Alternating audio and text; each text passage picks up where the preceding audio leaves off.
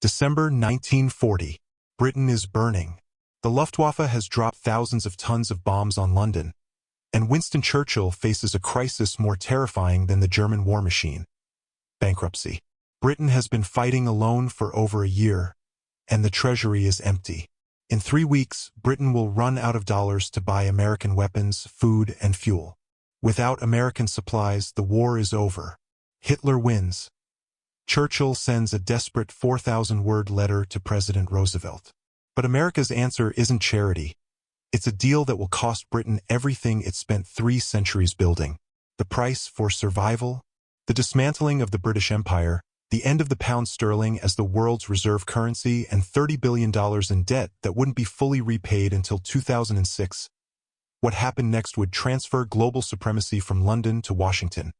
And it was all negotiated while Britain had no choice but to say yes. For 300 years, Britain had been the world's financial superpower. The City of London financed railroads in Argentina, mines in South Africa, plantations in India. British banks held the world's reserves. The pound sterling was the currency that mattered. When Britain said jump, global markets asked how high. But World War II was different. This wasn't a colonial skirmish or a European balance of power game. This was total war, and total war costs money at a rate that would make even an empire bleed out. When war broke out in September 1939, Britain's strategy was simple: use the empire's vast resources and buy everything else from America with gold and dollars. The empire had weathered storms before. Surely it could weather this one. They were catastrophically wrong. The problem was America's Neutrality Acts, passed in the 1930s to keep America out of European wars. These laws prohibited the U.S. government from lending money to any belligerent nation. If Britain wanted American guns, steel, oil, and food, they had to pay cash, in dollars, upfront, and send their own ships to collect it, a policy known as cash and carry. Britain started liquidating everything. They sold American securities held by British citizens. They shipped gold across the Atlantic by the ton, sometimes on warships, sometimes on civilian vessels that risked U-boat attacks. They sold South African gold, Canadian assets, investments accumulated over generations. By December 1940, Britain had spent or pledged nearly $4.5 billion, roughly $95 billion in today's money. The Treasury was projecting they would run out of dollars entirely by March 1941. Chancellor of the Exchequer Kingsley would send Churchill a devastating memo. "We cannot go on." President Roosevelt knew it too. His advisors told him Britain had maybe 12 weeks of solvency left. After that, the weapons would stop flowing, and Hitler would win by default. But Roosevelt also knew something else. Britain's desperation was America's opportunity. The scale of Britain's financial hemorrhaging was unprecedented. By late 1940, Britain was spending approximately $50 million per week on American supplies, over $1 billion in modern terms every single week. Aircraft, tanks, ammunition, steel, oil, food. The empire consumed it all, and the meter was running. Think of it this way: Britain was fighting a war that required industrial output it simply didn't have. British factories were being bombed. Shipping lanes were under U-boat attack. The empire's colonies could provide rubber and tin and manpower, but not the high-tech weapons and industrial materials needed for modern warfare. So Britain bought from America. The problem was the price tag. A single B-24 bomber cost $297,000, about $6.3 million today. Britain ordered them by the hundreds. A Sherman tank ran $45,000 each. Artillery shells, aviation fuel, explosives, food for the troops. It all had to be purchased in dollars, and Britain's dollar reserves were evaporating. The British Treasury tried everything. They requisitioned American stocks and bonds from British citizens, forcing them to sell at fixed rates so the government could get dollars. One British investor who owned $10 million in American railroad shares was forced to sell them to the Treasury for pounds at an unfavorable rate, just so Britain could pay for 3 days of ammunition. They shipped gold. In 1940 alone, Britain sent $2 billion in gold bullion to America, roughly $42 billion in modern terms. The HMS Emerald made one voyage carrying 10 million pounds in gold bars. When it docked in Canada for transfer to American custody, Officials counted 2,229 gold bars weighing over 50 tons. But it wasn't enough. Nothing was enough. By November 1940, the British ambassador to Washington, Lord Lothian, landed in New York and told reporters the unthinkable. "Well, boys, Britain's broke. It's your money we want." The statement caused a sensation, but it was calculated. Churchill and his advisors knew they needed to shock the American public into understanding the stakes. Britain wasn't asking for charity, it was stating a fact. Without American financial help, Britain would fall, and then America would face Hitler alone. Churchill himself wrote to Roosevelt on December 8, 1940. The letter was 4,000 words long, one of the most important diplomatic documents of the 20th century. In it, Churchill laid out Britain's financial situation in stark terms. Britain had orders placed for $5 billion worth of American goods. They had maybe $2 billion in remaining assets they could liquidate. The math didn't work. The moment approaches when we shall no longer be able to pay cash for shipping and other supplies, Churchill wrote. Roosevelt read the letter while on a Caribbean cruise. He spent days thinking about the problem. America's laws prohibited lending to belligerents. American public opinion was still isolationist. Voters didn't want to join another European war. But Roosevelt also understood what was at stake. If Britain fell, Hitler would control Europe and America would be next. What Roosevelt came up with wasn't charity. It was leverage. On December 17, 1940, Roosevelt held a press conference. He had a solution to Britain's cash crisis, he said, and he explained it with a folksy metaphor. Suppose my neighbor's home catches fire, and I have a length of garden hose. If he can take my garden hose and connect it up with his hydrant, I may help him to put out his fire. Now, what do? I don't say to him before that operation, "Neighbor, my garden hose cost me $15. You have to pay me $15 for it." I don't want $15. I want my garden hose back after the fire is over. The American press loved it. Roosevelt was framing American aid as neighborly help, not a loan. He was calling it Lend-Lease. But the garden hose metaphor was deeply misleading. What Roosevelt was actually proposing was the most one-sided deal in modern financial history. Here's what Lend-Lease actually meant. America would lend Britain weapons, supplies, and equipment. Britain wouldn't have to pay cash up front. But the real terms buried in the negotiations were devastating. First, Britain had to prove it was truly broke. American officials demanded access to Britain's financial records. They wanted to see every asset, every gold bar, every overseas investment. Treasury Secretary Henry Morgenthau Jr. told the British, "We will squeeze the last dollar out of you before we give you any help." And they did. Britain was forced to liquidate American Viscose Corporation, a massive rayon company worth over $125 million. Sold at a loss. They liquidated their entire portfolio of American securities, worth billions. British citizens who owned American stocks were forced to hand them over to the government, which sold them at whatever price they could get.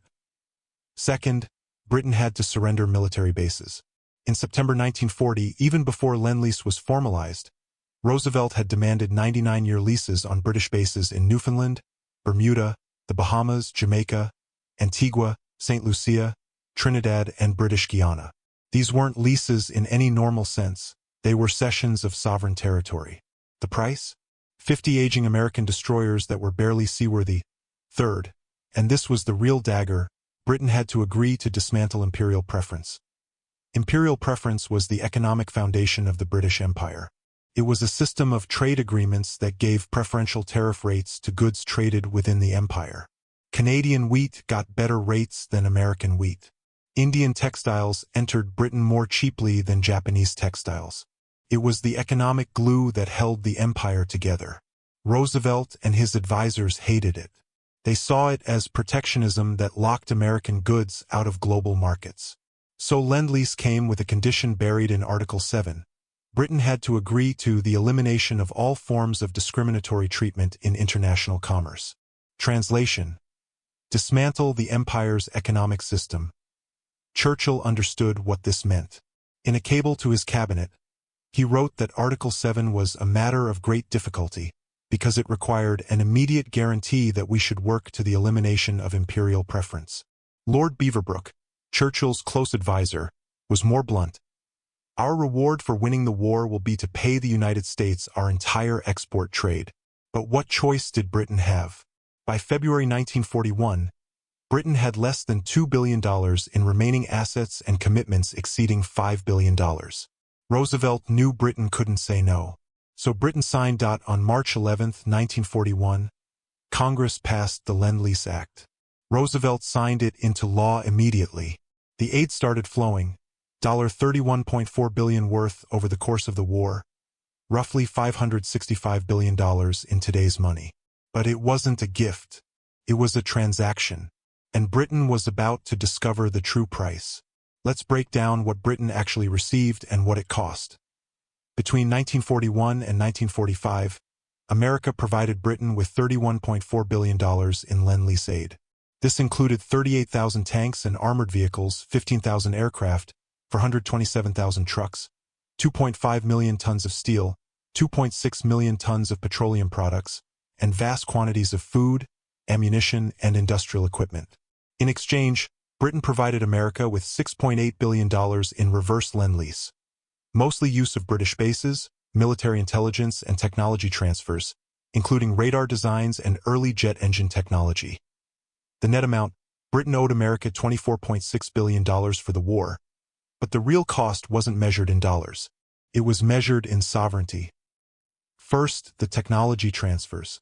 Britain was forced to hand over its most advanced military secrets.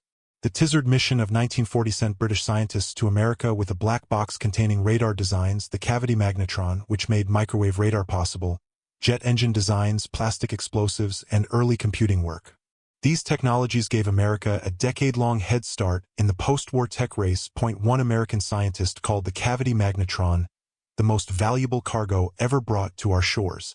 Britain gave it away because it needed the industrial capacity to mass-produce the weapons these technologies enabled. Second, the financial restructuring. Even while Lend-Lease was flowing, Britain was running up massive debts to other countries, particularly India, Egypt, and Argentina. These countries provided resources to Britain during the war, and Britain paid by crediting their accounts in pounds, creating what became known as the sterling balances. By 1945, Britain owed India alone £1.3 billion, roughly £55 billion in today's money. These debts would cripple Britain's post-war economy and force the rapid decolonization of the empire. Third, Bretton Woods. In July 1944, with victory in sight, representatives from 44 Allied nations met in Bretton Woods, New Hampshire, to design the post-war economic system. Britain sent John Maynard Keynes, the most brilliant economist of his generation. America sent Harry Dexter White, a Treasury official with clear instructions. Make the dollar the world's reserve currency. Britain was in no position to negotiate. Keynes proposed a system based on a new international currency called Bancor that would prevent any single nation from dominating global finance. White rejected it. Instead, the Bretton Woods Agreement pegged all currencies to the dollar and the dollar to gold. The British pound, which had been the world's reserve currency since the Napoleonic Wars, was sidelined. Keynes knew what this meant. In a letter to a colleague, he wrote, "We are being asked to accept a financial Dunkirk." But again, what choice did Britain have? The war was won, but Britain was broke. The empire was financially dependent on American support. So Britain signed. The final accounting came in December 1945. The war was over. Lend-Lease was terminated, effective immediately, and America wanted payment. After negotiations, Britain and America agreed on a new loan, $3.75 billion at 2% interest, plus $650 million to settle the Lend-Lease account. In total, Britain owed America $4.4 billion, about $73 billion today. The terms were harsh. Britain had to begin repayments in 1950, with payments due annually until 2001. The loan also came with conditions. Britain had to make the pound convertible within 1 year, which meant giving up capital controls that protected the British economy. Churchill, now opposition leader, called it an economic Dunkirk. He told Parliament, "I cannot believe that this is the last word." It was. The consequences of Britain's wartime debt played out over 6 decades. In 1947, Britain made the pound convertible as required by the loan agreement. Within weeks, there was a run on the pound. Britain burned through its American loan proceeds in a matter of months trying to defend the currency. By August, Britain was forced to suspend convertibility. The economic crisis was so severe that Britain imposed bread rationing, something it hadn't done even during the war. The crisis triggered a political reckoning. Britain simply couldn't afford the empire anymore. In August 1947, Britain granted independence to India and Pakistan, ending 200 years of British rule over the subcontinent. This wasn't idealism, it was necessity. Britain could no longer afford to administer or defend India. The sterling balances Britain owed India made the situation untenable. Over the next 2 decades, Britain would grant independence to nearly all its colonial possessions. Ghana in 1957, Nigeria in 1960, Kenya in 1963, the entire Caribbean by the 1970s. The empire that ruled a quarter of the globe was liquidated in a generation. The economic consequences were equally profound.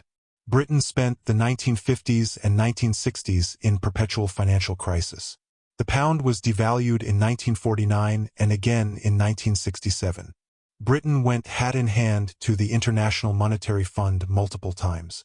The post-war British economy was characterized by austerity, rationing, and industrial decline. Meanwhile, America ascended. The dollar became the unchallenged global reserve currency. American corporations expanded into markets formerly dominated by British firms. The special relationship between Britain and America was special in the way a creditor's relationship with a debtor is special. Britain kept making payments. In 1950, the first installment of $29 million was transferred. Every year after that, Britain paid through economic booms and busts, through the Suez Crisis, through the oil shocks of the 1970s, through the Falklands War, through the collapse of British manufacturing. The loans were restructured in 1956 and again in 1976. Interest accumulated. Some payments were deferred during particularly difficult years. But Britain kept paying. On December 29, 2006, Britain made its final payment, $83 million, to settle the last of the World War II debt.